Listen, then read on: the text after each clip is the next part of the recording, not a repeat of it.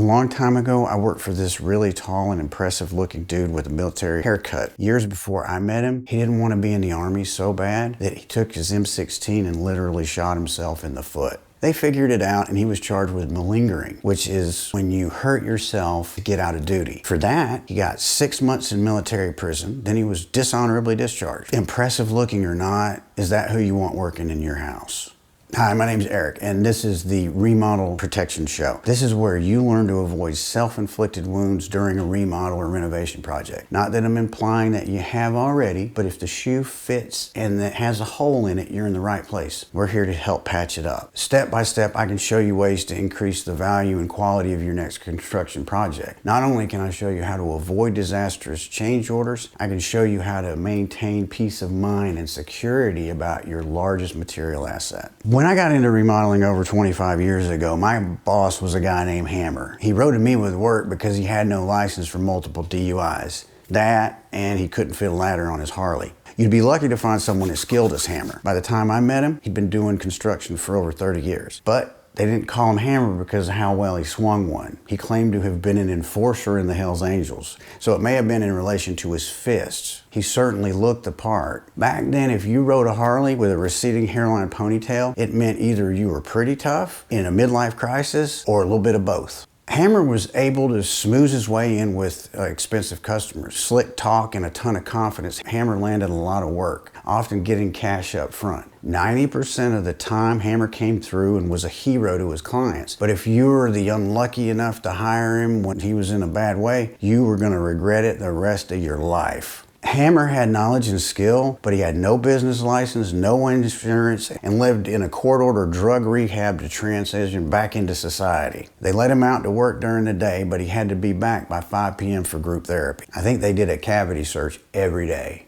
This video is about providing not just answers, but stories about how your decisions and actions are the most important part of the remodel's success. Because once you pick a solid contractor, the only thing in the way of success is you. Look, you're probably great at what you do, but you don't get a dentist to pack a parachute, so why are you going to trust your gut about hiring the right contractor? There's about to be a bunch of strangers in your house for 8 hours a day, 5 days a week for 3 months while they redo your kitchen. Say hi to your new roomies. So let's talk about how you find the right contractor. It's easy to separate pros from the hacks, you just got to know how. This is called the Contractor Validation Checklist, or CVC for short. It's built on 6 aspects of contractor structure, which we break down through specific questions. We're covering the first 2 metrics today. There's 6 metrics total, and they include viability or project suitability, years of operation, labor skill, business compliance, references, and warranty coverage. Based on the answers to a set of specific questions, a score is established, grading the contractor and assigning them to one of 3 categories, which are the rankings. We're going to start with worst to first, and number 3 is hell no. This one is pass, go, don't use this person for your job. You got number 2, which is better think twice. The top tier and final ranking is thank your lucky stars. I think they're self-explanatory, but we'll go into these more details later. With these, a thorough picture of a contractor can be painted. Just because someone has a polished presentation, a fancy vinyl wrapped advertising vehicle, and a nice shirt does not guarantee their quality. Hammer was able to land a lot of jobs because he looked like a carpenter. Add his confidence and knowledge and he could close a deal with almost any homeowner. But with him, there was always a 10% chance of disaster. It's called the halo effect. It's where we judge someone on appearance. Hammer had the look of a carpenter, and that clean-cut guy that shot himself in the foot looked like a real pro. Both had the capacity to put the homeowner's interests below their own. In the 70s, super psychologists Amos Tversky and Daniel Kahneman discovered the illusion of validity. That's where we viciously cling to whatever the halo effect told us about someone, making us suckers for what we see and fools for what we don't. I mean, just look at me. Just because I look like Flea's long lost ugly brother does not mean I can play the bass. Kahneman and Tversky found that we think in 2 gears. First gear is type 1 and second gear is type 2. Type 1 is fast, reactionary, and blunt. Type 2 is slow, effortful, and can override type 1. But type 2 is where you need to be to make a sound decision about your next contractor. So to pick the right contractor, we got to get out of first gear. Switching gears from first to second is as easy as writing down the contractor's answers to some questions. Plus, it's easier to pay attention to their body language when you're waiting to transcribe their response. Right now, we're going to cover a few questions from the CBC. These are meant to give you an anchor point for the contractor's experience and project suitability. Contractors sign up for projects they're not qualified for, and they'll take on more work than they can handle. Believe me, I know. Smaller jobs are good for newer contractors, but allowing someone to practice on your house needs to be managed with extreme caution. Have a legal pad with you when you ask these questions. Pay close attention to their body language. You're like a detective, a bullshit detective detecting bullshit. The first question covers years of operation. How many years have you been licensed? Why ask? If someone has been licensed for 10 years, they've survived a recession and completed several projects with success. A guy who just got his license 6 months ago will be on the job training himself at your house. Good luck with that. The next question covers viability or project suitability. What was the average value of your 4 most recent projects? Why ask? If you're doing a 200K remodel,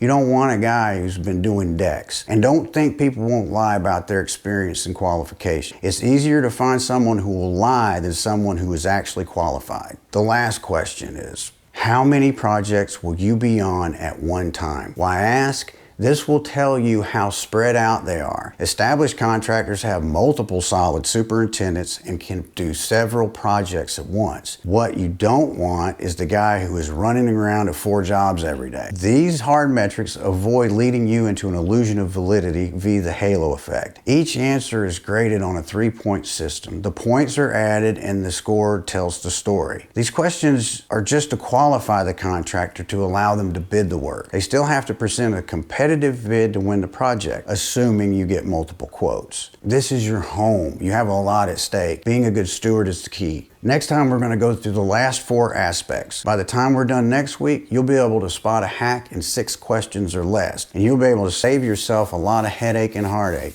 Not to say you would have made a bad decision without some help, but let's take the need for luck out of your next bonus room. Thanks for watching, and I cannot wait to see you again.